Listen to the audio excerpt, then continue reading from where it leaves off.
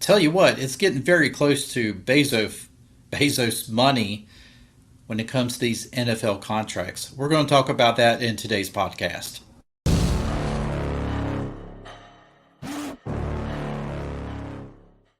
And welcome back to another video here on the Washington Football Maniacs podcast.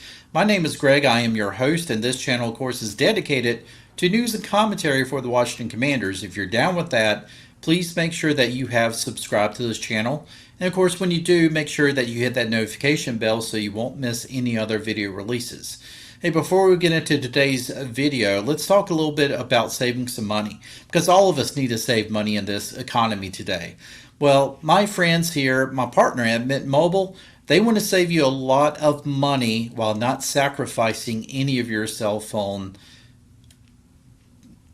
just services that are just fantastic. Wait, just watch the video. If any of you out there are like me, you know that you have to follow a very strict budget each month. You want to be able to sit back, watch Netflix, or you want to be able to go out to dinner every now and then, but you just feel like you can't really do any of that stuff because you're so busy trying to stretch that dollar. Well, my partner here at Mint Mobile, they want to help you with that. They want to save you a lot of money and give you the same service, the same quality service as what you get from big cell phone companies. That's why I am so intrigued by Mint Mobile, who this video is in partnership with. They offer premium quality cell phone coverage for as low as $15 a month. I could get all of the high-speed data, the unlimited data, unlimited talk and text, all of that stuff for a fraction of the cost. And let me tell you, it was so easy getting started. I was able to switch over my phone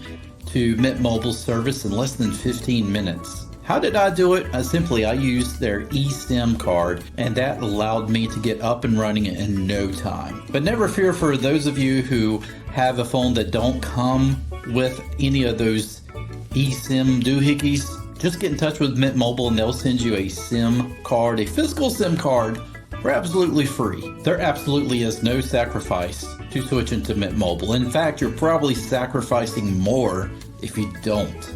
Switch to Mint Mobile today. The link is down in the description below. It is trymintmobile.com/maniacs. Get started today on saving a ton of money. Now that said, let's get back to this wonderful video. You know who may not have to worry about saving a ton of money? It's NFL quarterbacks. We already heard about Trevor Lawrence's huge contract, over $200 some million contract, and he talked about he didn't want to take the top dollar because he wanted to save some money to help rebuild the Jaguars. And I'm like, what in the world?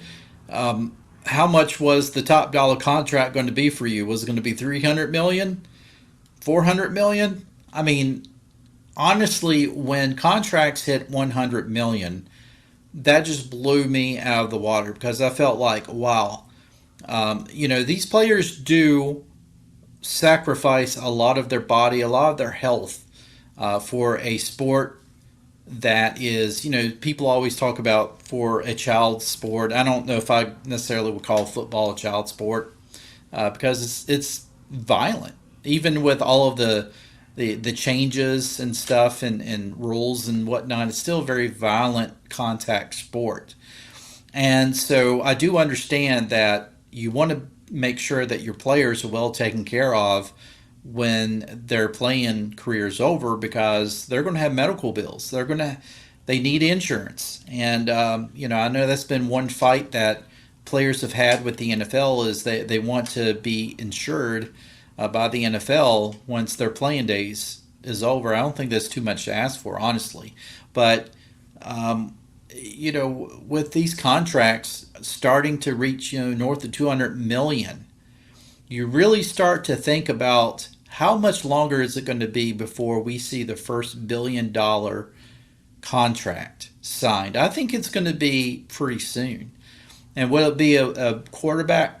Chances are it probably will be a quarterback, because, they're considered, that position is considered the most important position on the entire football team, and there's just a lack of franchise star quarterbacks in the league. And so when you get one, they're worth a lot. It's kind of like housing. When there's not enough housing out there, the housing prices go up.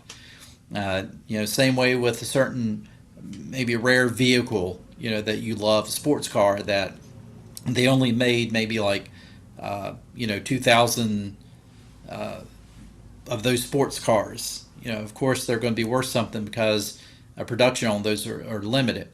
And so with players, we're seeing these contracts just go way, way beyond. And the thing is that Joe Theismann, he was on our podcast last week. If you haven't watched that, please watch it. It's a fantastic, fantastic podcast.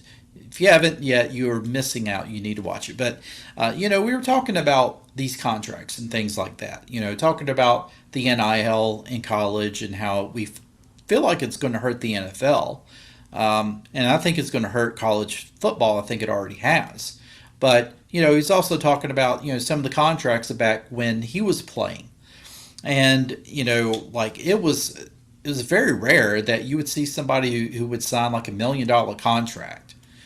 And of course, we talked about, well, of course, $1 million lasted a lot longer back then than what it did now. But, Joe was like, honestly, the economy back then wasn't that great either. So, the money that these players made back then, I mean, you're talking about players that if they made over $100,000, that was considered pretty good.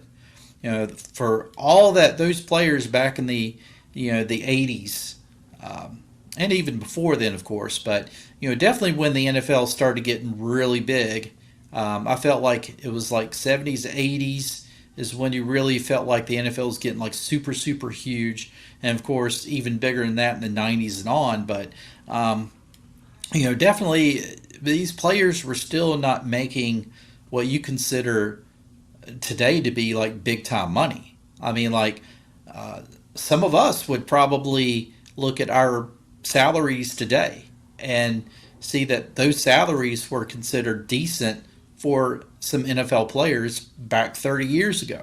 It's ridiculous. But nowadays, we're looking at how much that these salaries have really ballooned.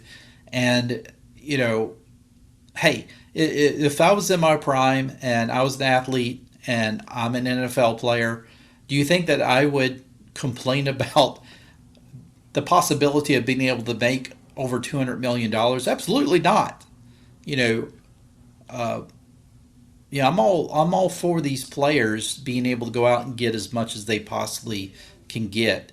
I mean, honestly, in my opinion, 50 million is more than I can spend in a lifetime.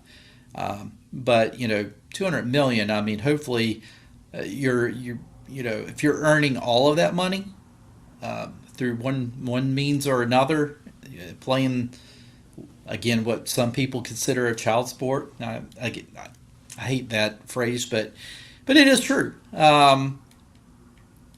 You're making generational wealth. It's not all for you. You're going to have this money for your kids, your grandkids, your great grandkids. I mean, really, honestly, it should last like that. So it is definitely a life changing thing. But at the same time, it's like it's gotten so ridiculous. I mean, and not every player is able to make that. You have some players who are, they're bankrupt. By the time they get out of the NFL, they've lost it all. And they may not have been able to make more than $5 million. They hope that they can make whatever they can on endorsements and things like that. But you do. The NFL, in my opinion, kind of resembles how the world is today. You got the super rich, and then you got those who struggle. And yeah, even probably the lowest salary is still really good for us peons, but it's not enough to live this glamorous lifestyle. And again, you consider that you could be crippled, because you put your body through so much. It's kind of like the military. Some people, they give their bodies. A lot of people give their lives to the military. But if you're able to come out and you've been injured and stuff like that, I mean, to me, it's similar in the fact that they give their bodies. They're not forced to, of course, but this is a childhood dream of them. So it is a dream to play in the National Football League, but at the same time, it's not easy. It is definitely not easy. You're taking these massive hits. You're wearing your body down, running up and down the fields. It is just a situation where I personally, on one hand, I'm happy that these players are getting what they're getting. On the other hand, I think it has gotten way out of control. I think at some point you have to talk about, there has to be some sort of, maybe cap or something like that. But at the same time, the NFL as a whole makes billions and billions of dollars. So it'll be interesting to see who is actually going to be the first $1 billion player. Guaranteed it's going to be a quarterback, but who's that going to be? And is it going to be within the next few years? Who knows? Maybe our very own Jaden Daniels. Maybe he's going to be the first $1 billion quarterback. I'm sure he'd love that. And if so, then I hope I become very good friends with Jaden Daniels. Anyway, folks, hope you enjoyed this video. If you did, give it a like, give it a share. And with that said, I will see you in the next one.